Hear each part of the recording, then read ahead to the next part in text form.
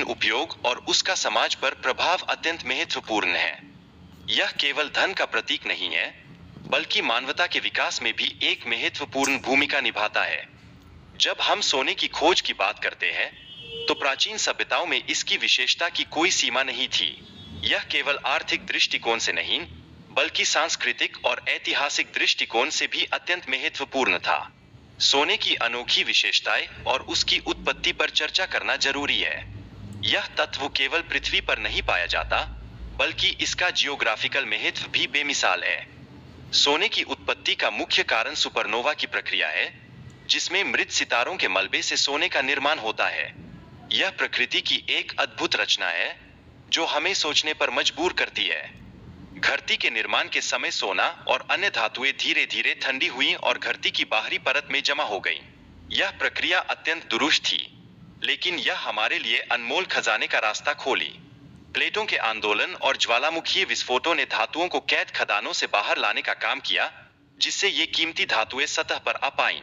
यह एक प्राकृतिक चक्र है, जिसने मानवता की यात्रा में योगदान दिया। सोने की कमी के कारण यूरोप और मध्य पूर्व के अल्केमिस्टों ने पारा को सोने में बदलने की कोशिश की। यह वैज्ञानिक खोज की दिशा में एक कदम था, जिसने ज्ञान के पथ को प्रशस्त किया। अल्केमिस्टों ने अपने प्रयोगों में 3 महत्वपूर्ण एसिडों का आविष्कार किया, जो आज की औद्योगिक दुनिया में सोने से भी अधिक महत्वपूर्ण साबित हुए। ये एसिड आधुनिक रासायनिक प्रक्रियाओं का आधार बने। 16वीं सदी में पुर्तगाली और स्पेनिश साम्राज्यों ने अमेरिका में सोने की खोज की, जिससे उन्होंने यूरोप के लोगों की इच्छाओं को पूरा करने का प्रयास किया। यह एक ऐतिहासिक कदम था जो विश्व के नक्शे को बदलने वाला था।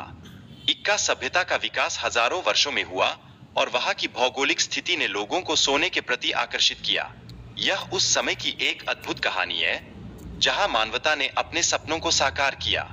पुर्तगाली और स्पेनिश ने इस सभ्यता का सहार किया और 1350 टन सोना यूरोप ले जाया गया। यह एक बर्बरतापूर्ण कार्य था, जिसने इतिहास के पन्नों पर हड़कंप मचा दिया। 1848 में कैलिफोर्निया में सोने की खोज ने गोल्ड रश की शुरुआत की, जिसने सैन फ्रांसिस्को शहर के विकास को गति दी।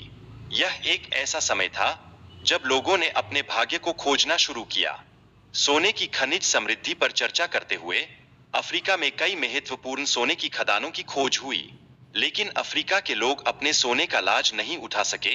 यह एक दुखद वास्तविकता है।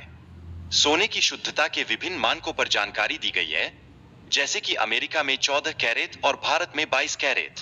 ये मानक सोने की विभिन्न उपयोगिताओं को दर्शाते हैं, जो हमारी अर्थव्यवस्था का एक अहम हिस्सा बन गए हैं। भारत के मंदिरों में छिपा सोना भी एक महत्वपूर्ण मुद्दा है। भारतीय लोग सदियों से अपने व्यापार के माध्यम से सोना और चांदी प्राप्त करते आ रहे हैं, और यह एक महान सांस्कृतिक धरोहर का हिस्सा है।